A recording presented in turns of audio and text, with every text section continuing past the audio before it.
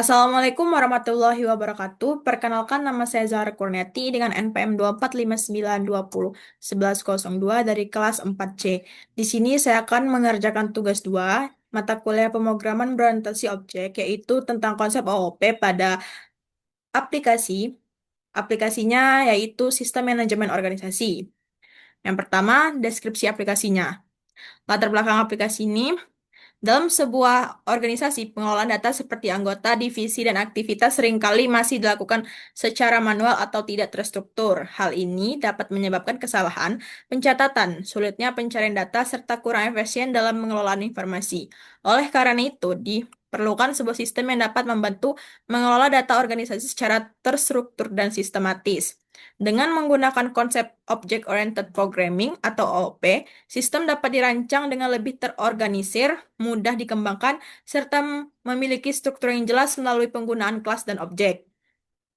Tujuannya, membangun aplikasi dan sistem manajemen organisasi yang terstruktur. Yang kedua, menerapkan konsep Object-Oriented Programming (OOP) dalam pengembangan program. Yang ketiga, mempermudah pengelolaan data organisasi seperti anggota dan divisi. Dan yang terakhir, meningkatkan efisiensi dan akurasi dalam pengelolaan data. Lalu, konsep OOP yang digunakan, yang pertama itu ada kelas dan objek.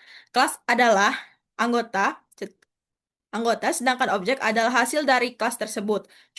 Contohnya, contohnya yaitu kelas adalah anggota, objek itu data anggota. Yang kedua, inheritance.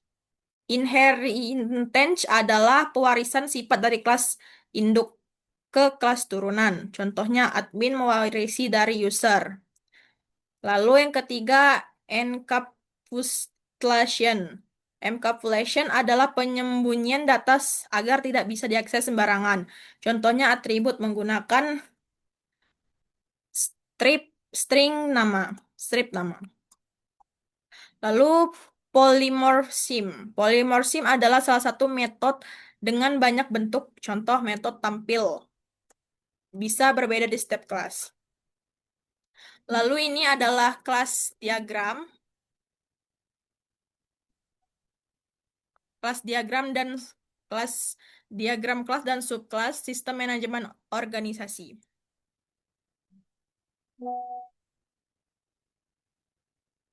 Diagram kelas dan subkelas sistem manajemen organisasi. Yang pertama ada anggota, parent class atau superkelasnya, yaitu di sini ada nama, string, divisi, string. Metodenya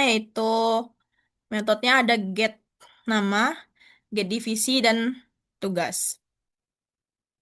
Lalu yang kedua, subkelas, ada nama dan divisi. Metodenya get nama, get divisi, tugas. Lalu lagi foldnya, tugas memimpin organisasi. Lalu sekretaris, subkelasnya, ada nama, divisi, metodenya get nama, get divisi, tugas, tugas, fold mencatat kegiatan. Lalu bendahara, nama, nama divisi, metodenya ada get nama, get divisi, tugas. Metode tambahannya yaitu mengelola keuangan. Lalu anggota biasa itu subkelasnya, nama dan divisi. Lalu metodenya ada get nama, get divisi, tugas. Tugasnya membantu kegiatan. Lalu divisi. Divisi ini ada nama divisi dan deskripsinya. Metodenya get nama, divisi, dan get deskripsi. Di sini contoh divisinya humas, dokumentasi, keuangan acara, dan lainnya. Namun saya hanya mengambil dua, yaitu humas dan dokumentasi saja. Penjelasannya, anggota adalah kelas induk, parent class, ketua, sekretaris bendahara, dan anggota biasa adalah subkelas atau child class dan dari anggota. Yang ketiga, semua subkelas mewarisi atribut dan metode dari kelas anggota.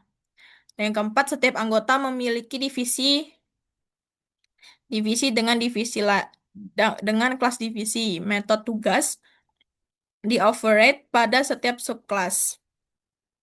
Polisim.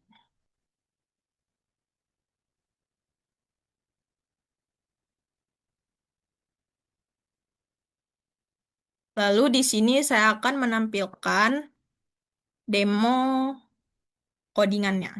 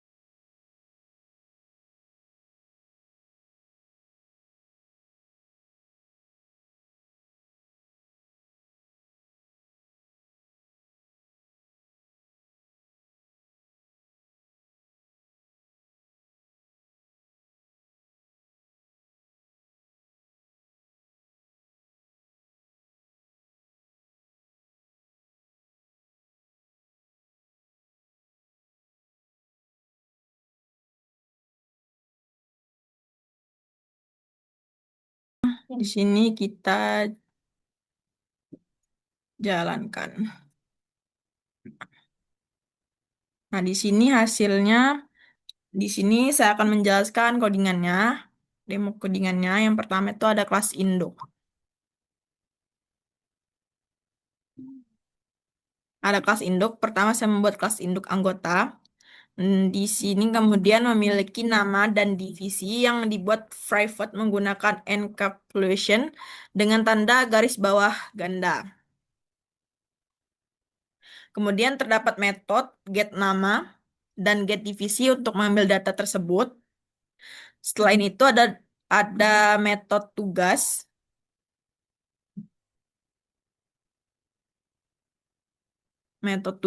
yang merupakan fungsi umumnya. Lalu kelas turunannya, selanjutnya saya membuat beberapa kelas turunan. Yang pertama itu ada kelas ketua, ketua, anggota, kelas sekretaris. Di sini print get nama ketua, memimpin organisasi. Lalu yang kedua kelas sekretaris, tugasnya mencatat kegiatan.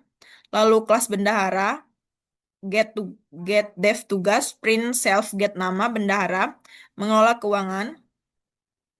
Lalu ini ada kelas bendahara, mengelola keuangan. Lalu ada kelas kelas humas, anggota, divisinya, yaitu bertugas mengelola hubungan dan komunikasi antara organisasi dengan masyarakat. Dan yang terakhir ada kelas anggota dokumentasi, yaitu bertugas mendokumentasikan kegiatan berupa foto dan video.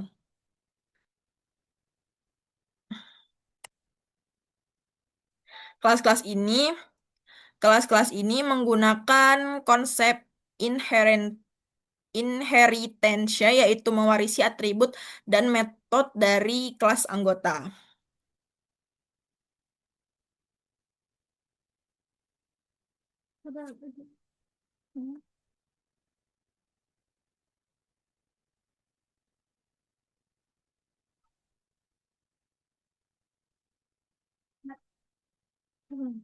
Membuat objeknya, selanjutnya saya membuat beberapa objek dari kelas yang sudah dibuat seperti nama ketuanya itu. Nama ketuanya di sini ada Zahra, sekretarisnya ada Tiara, bendaharanya Sela, lalu anggota satu dan anggota duanya, anggota humasnya di situ ada Alia, dan anggota dokumentasinya ada Diana. Data organisasinya, list yang di sini ada data organisasi yaitu ketua, sekret, bendahara, anggota satu dan anggota dua. Semua objek tersebut dimasukkan ke dalam list nama. Kemudian saya menggunakan perulangan for untuk memanggil metode tugas dari setiap objek. Lalu output ini yaitu for anggota in data organisasi dan anggota tugasnya. Hasil dari program ini adalah menampilkan daftar tugas dari setiap anggota organisasi dan divisinya sesuai dengan peranannya masing-masing. Nah, di sini ada hasilnya daftar tugas anggota. Di sini Zahra ketua, memimpin anggota organisasi, lalu Tiara sekretaris mencatat kegiatan, lalu Sela bendahara mengelola kegiatan, lalu lalu Selam bendahara mengelola keuangan, Alia divisi humas bertugas mengelola hubungan dan komunikasi antara organisasi dengan masyarakat, dan yang terakhir Diana divisi dokumentasi bertugas mendokumentasikan kegiatan berupa foto dan video. Kesimpulan yang dapat saya ambil dari tugas ini adalah dari pembuatan aplikasi sistem manajemen organisasi ini, saya jadi lebih memahami konsep dasar Object Oriented Programming atau OOP seperti kelas, objek, inheritance, encapsulation, dan polymorphism. Selain itu, saya juga belajar bagaimana menghubungkan konsep tersebut ke dalam program nyata agar lebih terstruktur dan mudah dikembangkan.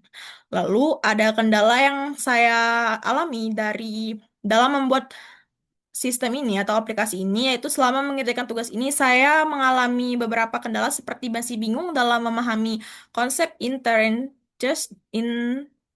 touch dan polymorphism di awal. Selain itu, terkadang terjadi error pada kode karena kurang teliti dalam penulisan. Namun, dengan mencoba dan memperbaiki kesalahannya, saya lebih memahami cara kerja dari program OOP ini. Itu saja yang dapat saya sampaikan. Lebih kurangnya saya mohon maaf. Kepada Allah saya mohon ampun. Saya akhiri. Wassalamualaikum warahmatullahi wabarakatuh.